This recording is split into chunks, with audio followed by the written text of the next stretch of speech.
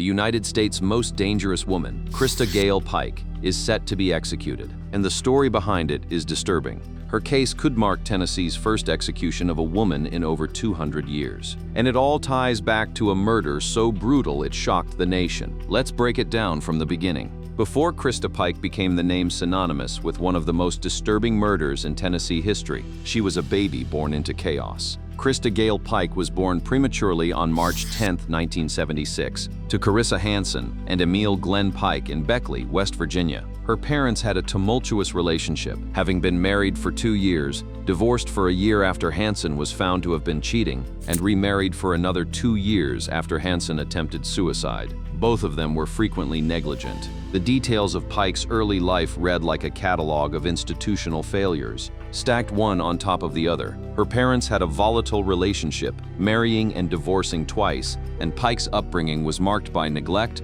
poverty, and exposure to violence. Testimonies from family members described her childhood environment as unhygienic and chaotic, and Pike reportedly suffered from severe seizures as a toddler. Her mother's alcoholism made it worse. An aunt later described conditions where the infant Krista would be crawling around through piles of dog feces all over the house. The abuse wasn't limited to neglect. By the time Krista was 18, she had been raped twice, physically abused by at least 7 different family members, and sexually abused by at least 3 individuals. There are strong indications that Krista had been sexually abused by her grandmother's boyfriend. Starting at the age of 2, when Krista was 9, she was raped by a man who lived near her family. In both instances, state actors failed to report the incident or take action against the signs of abuse. When she was still a child, Krista tried to end her own life. She attempted suicide by overdosing on Tylenol. She was then diagnosed with depression, but never received proper medical or mental health treatment.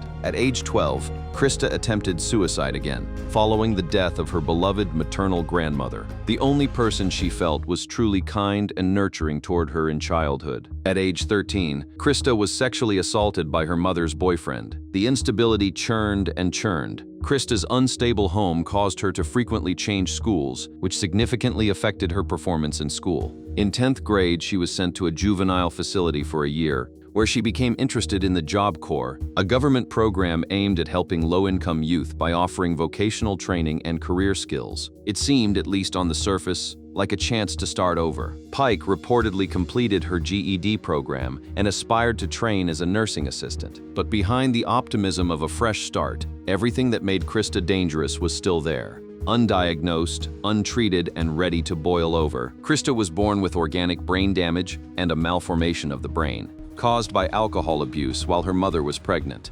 She endured abuse, neglect, violent rapes, and suffered from severe mental illness, bipolar disorder, and post-traumatic stress disorder, which were not diagnosed until adulthood. None of this excuses what she went on to do, but it paints a picture of a volatile young woman who had been failed at every level by every adult and institution responsible for her, and was now about to be placed in a setting that would push her toward the worst possible outcome. In late 1994, Pike attended the Job Corps Center in Knoxville, Tennessee.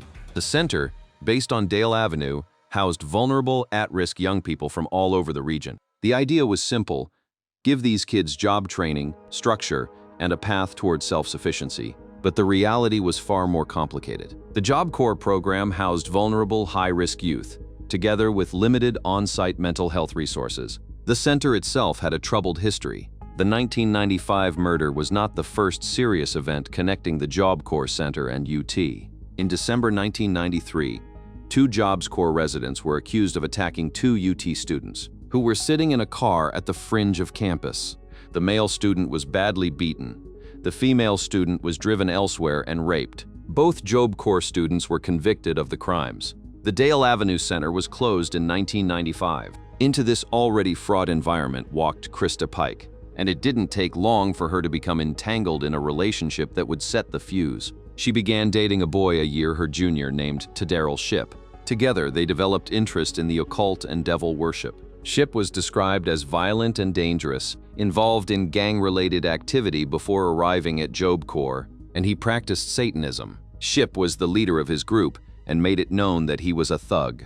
A fellow student later testified that on one occasion, Shipp tried to pick him up and throw him off a bridge onto a railroad track some 200 feet below. Pike was drawn to him like a moth to a flame. According to a forensic psychiatrist who later evaluated her, Krista was infatuated with Shipp. She was willing to adopt his interests, including his violent tendencies, to maintain the relationship. And then there was Colleen Slemmer. Krista became jealous of her Job Corps classmate, 19-year-old Colleen Slemmer, who she believed was trying to steal her boyfriend, to Daryl Shipp. Friends of Slemmer denied the accusation. Pike was jealous of Slemmer, whom she believed was trying to steal Shipp from her, a claim that Slemmer's friends later denied. But jealousy, once it latched onto Krista Pike's damaged mind, didn't need evidence to grow. It festered there, amplified by Shipp's presence and by Pike's own consuming insecurity and rage. Peers later reported that Pike's jealousy, threats, and fixation on Slemmer were visible in the days before the murder. But these warning signs did not trigger effective staff intervention or protective measures. There were people who saw what was coming. The day before the murder, Pike tipped her hand. On January 11, 1995, Pike told her friend Kim Iloilo that she intended to kill another student, Colleen Slemmer, because she had just felt mean that day. No one acted on it. No one intervened. And the next night, Colleen Slemmer would be dead. The plan was calculated. Along with her friend 18-year-old Shadola Peterson, Pike planned to lure Slemmer to an isolated, abandoned steam plant near the University of Tennessee campus. The ruse they used was disarming, almost cruelly so. The trio told Slemmer they wanted to make peace and offered her marijuana. But it was a trap. On January 12, 1995, at approximately 8:00 p.m., Iloilo observed Pike, along with Slemmer and two other Job Corps students, Shadola Peterson and Daryl Shipp, walking away from the Job Corps Center toward 17th Street. Four teenagers headed into the darkness toward the agricultural campus of the University of Tennessee, to a remote area beside an abandoned steam plant. Four teenagers headed into the darkness toward the agricultural campus of the University of Tennessee. Peterson was there as the lookout, Shipp was there as the enforcer, and Pike was there to settle a score that existed only in her head. When they reached the remote mill in the woods, Pike began accusing Slemmer of trying to sleep with her boyfriend. Pike allegedly kneed her in the face, kicking off a half hour of taunting, beating, and slashing. What followed was not a fight. It was a prolonged, ritualistic act of torture. According to later court testimony, for the next 30 minutes, Slemmer was taunted, beaten, slashed, and had a pentagram carved into her chest. Over roughly 30 to 45 minutes, they beat, kicked, and slashed Slemmer, taunting her, carving a pentagram into her chest, and cutting her abdomen and legs with a box cutter and a meat cleaver type knife. Witness accounts and Pike's later statements indicate Slemmer begged for her life, apologized, and tried to crawl away. Pike reportedly mocked her pleas. When Slemmer tried to escape, they chased her down. Slemmer attempted to run away again, and Pike threw a rock which hit Slemmer in the back of the head. Pike stated that the other person also hit Slemmer in the head with a rock. When Slemmer fell to the ground, Pike continued to hit her. Eventually, Pike said she could hear Slemmer breathing blood in and out, and she could see Slemmer jerking. But Pike kept hitting her, and hitting her, and hitting her. And then came the killing blow. Pike smashed Slemmer's skull with a large chunk of asphalt, killing her. Pike kept a piece of Slemmer's skull. The aftermath was as horrifying as the act itself. The defendant attempted to conceal the offense by dragging the victim's body to a secluded area and removing and disposing of the victim's identification cards. The defendant also washed the tops of her shoes at the Texaco service station and rubbed the mud from the bottom of her shoes onto her blue jeans to conceal the blood. Pike calmly disposed of the box cutter and returned the miniature meat cleaver to the person from whom it had been borrowed. That night, Pike went to Iloilo's room and told Iloilo that she had just killed Slemmer and that she had brought back a piece of the victim's skull as a souvenir. She didn't whisper it. She didn't seem haunted by it. Court records describe her behavior in vivid, sickening detail. Pike was dancing in a circle, smiling and singing while recounting the details of the murder.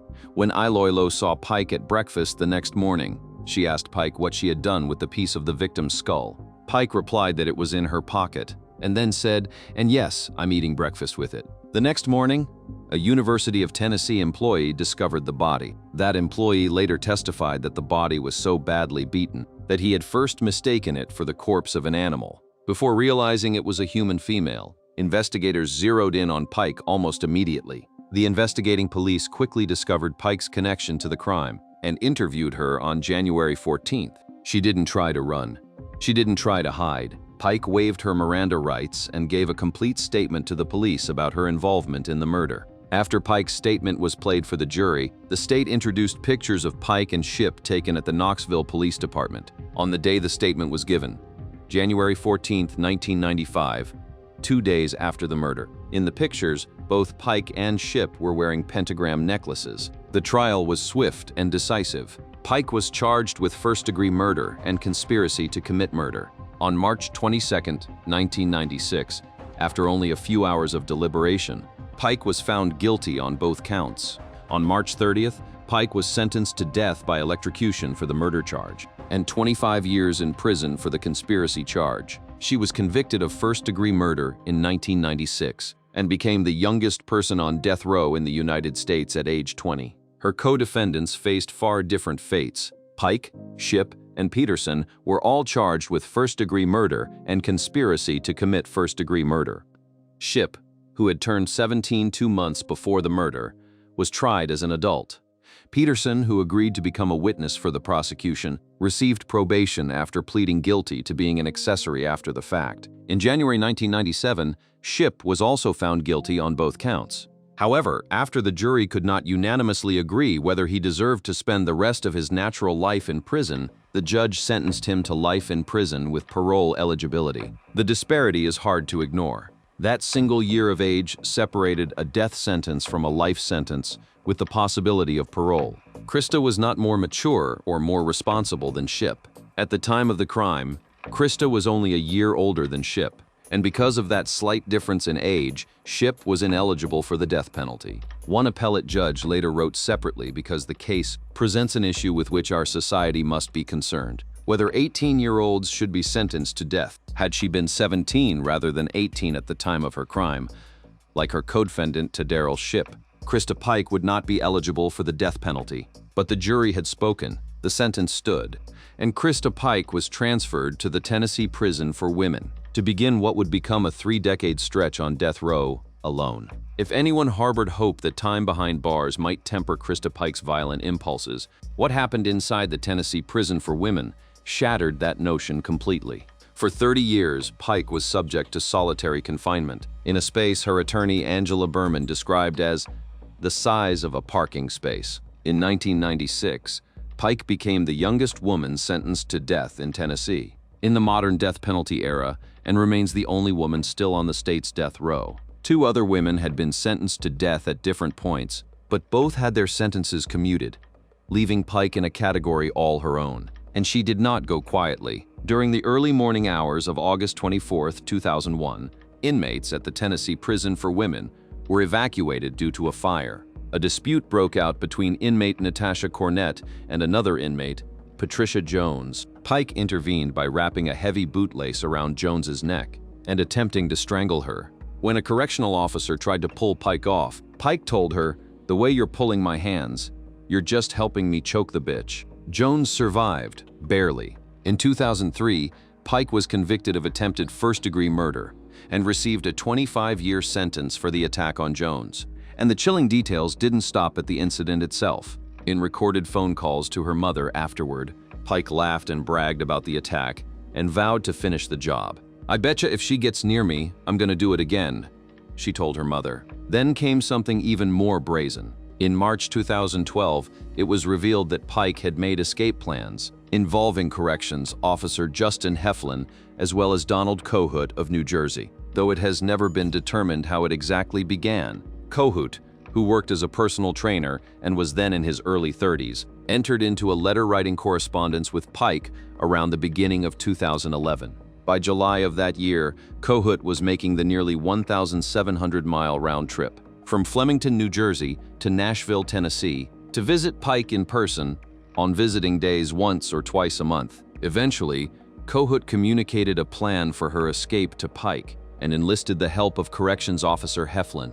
The eventually unsealed indictment laid out a scenario where a prison key would be traced and then a duplicate created. Early in 2012, prison personnel received information about the escape plot. This led to the attempted prison break being thwarted. by a joint investigation involving the Tennessee Department of Corrections, the Tennessee Bureau of Investigation, and the New Jersey State Police. In March 2012, Kohut was arrested and charged with bribery and conspiracy to commit escape, while Heflin was arrested and charged with bribery, official misconduct, and conspiracy to commit escape. Pike was not charged, and it was unclear to the investigators if she was a participant in the conspiracy other than being aware of it. On May 31, 2012, Kohut was sentenced to 7 years in prison. Heflin, who cooperated with authorities after his arrest, served no prison time but was terminated from his job with the Tennessee Department of Corrections. Through all of this, Slemmer's family watched, helpless and heartbroken. Slemmer's mother repeatedly asked Tennessee authorities that the skull be returned to her for proper burial, but it remained in possession of the state as evidence. Authorities stated it would not be returned while the case remained open, awaiting Pike's execution. The mother told a local outlet, "Execute her, or give her life, and give me the rest of Colleen back so I can live." The legal saga that followed Pike's conviction has stretched across 3 decades, winding through state courts, federal courts, and back again. Each appeal offering a new argument, each one met with denial.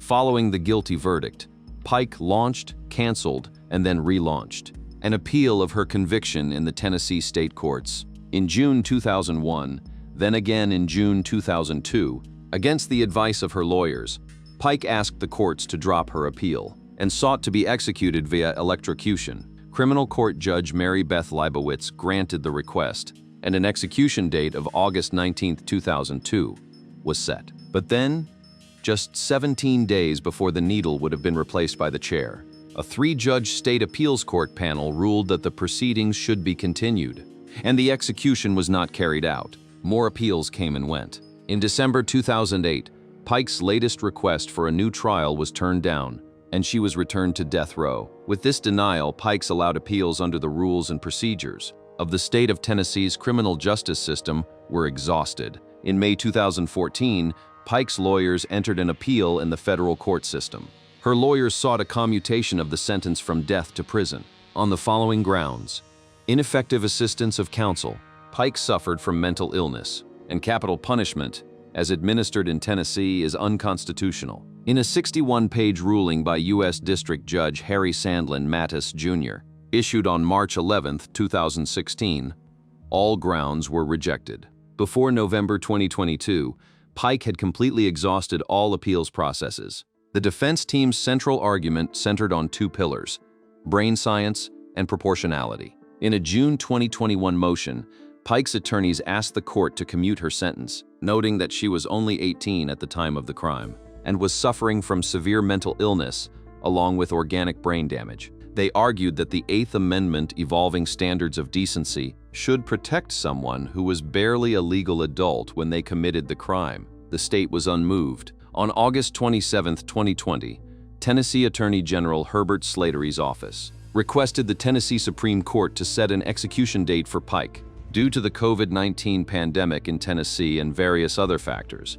Pike's attorneys were granted extensions by the court, allowing them more time to argue as to why Pike should not be executed. The state did not oppose the extensions, but extensions were all that was left. In an order dated September 30, 2025, the Tennessee Supreme Court set an execution date for Krista Pike. The order granted a scheduling request from the state for the death warrant to be carried out September 30, 2026, at the Riverbend Maximum Security Institution in Nashville. With the execution date carved into the calendar, Pike's attorneys launched one more effort, this time targeting the method itself. Krista Pike filed a lawsuit in the Davidson County Chancery Court, challenging the state's lethal injection protocol, asserting it violates her constitutional rights and conflicts with her religious beliefs. The state's new execution protocol relies solely on pentobarbital to induce respiratory and cardiac arrest rather than the former 3-drug cocktail. The arguments are layered. Her legal team claims that her medical condition, thrombocytosis, a blood clotting disorder, could lead to dangerous complications during execution, prevent her from choosing electrocution as an alternative method. Pike's lawyers argue that the state's execution procedures lack safeguards. If something goes wrong, and that isolating inmates in their final weeks can add unnecessary psychological suffering. They also point to her long history in solitary confinement and mental health struggles including bipolar disorder and PTSD, as factors that increase the risk of extreme distress. The state's response has been blunt. In a response to the lawsuit, the state said that the Eighth Amendment does not guarantee a prisoner a painless death, and that some risk of pain is inherent in any method of execution, no matter how humane. Pike herself has spoken, though her words carry the weight of 3 decades of hindsight. In a letter, she wrote, "I was a mentally ill 18-year-old kid. It took me numerous years to even realize the gravity of what I'd done, even more to accept how many lives I affected. I know I don't deserve to be out walking around with everybody else in normal society. I did something horrible that is unacceptable, and I realize that," she said in a documentary filmed by WETV. Her defense team has collected signatures and public support. Since the announcement of Pike's execution date, Tennesseans for an alternative to the death penalty have already collected more than 2,500 signatures on a petition, asking Tennessee Governor Bill Lee to stop Pike's execution. But public opinion on Krista Pike is deeply divided. There are those who point to her age at the time of the crime, the catastrophic abuse she suffered, and the fact that her co-defendant, who participated in the same murder, received a sentence that makes parole a possibility. Then there are those who remember Colleen Slemmer, a 19-year-old girl who was lured into the woods, tortured and left unrecognizable, and who see no reason for mercy, and she would become only the 19th woman executed in modern U.S. history. While 1,641 individuals have been executed in the United States since 1976, only 18, or 1%, of those were women. The last time Tennessee executed a woman was in 1820. Shipp was denied parole in October 2025. His parole was denied due to the seriousness of the offense, with his case set to be reviewed again in 6 years, placing it in October 2031. Peterson, the lookout, has been free for decades, and Krista Pike sits in a cell 3 decades removed from the night she killed Colleen Slemmer, waiting for September 30th. Now says she has changed, whether the state of Tennessee believes her or whether it matters at all. What is not in question is what happened to Colleen Slemmer. A 19-year-old girl went into the woods with people she thought were her classmates. She was offered marijuana as a peace offering, and she never came back.